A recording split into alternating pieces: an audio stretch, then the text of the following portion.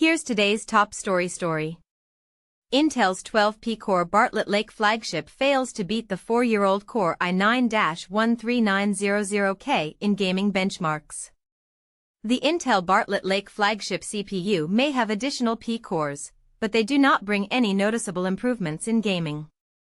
PC Games hardware demonstrate Core i9-273PQE 12 P-Core CPU's capabilities in games against 8 plus 16 Core i9-13900K. CPUs tie in most gaming benchmarks. Perhaps the reason for not releasing any 10 or 12 P-Core only CPU is the lackluster performance uplift the Intel Bartlett Lake P-Core only CPUs bring to the table when compared against Intel's 8 P-Core CPUs from the consumer segment Raptor Lake and Raptor Lake Refresh families.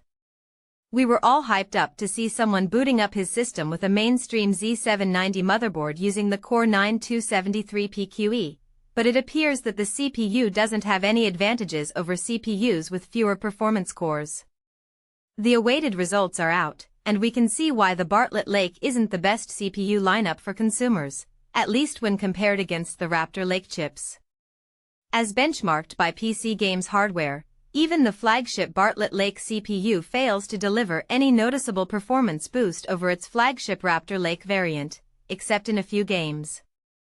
Even though the core configuration and arrangement are completely different, the performance gap confirms that the i9-13900K is still a better choice.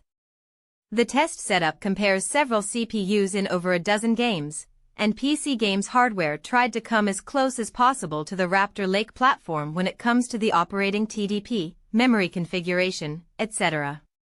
The tests were conducted using the GeForce RTX 5090 GPU, and with Core i9-273PQE pushed to nearly 5.30 GHz, but from the official specs, we know that the CPU can boost up to 5.9 GHz.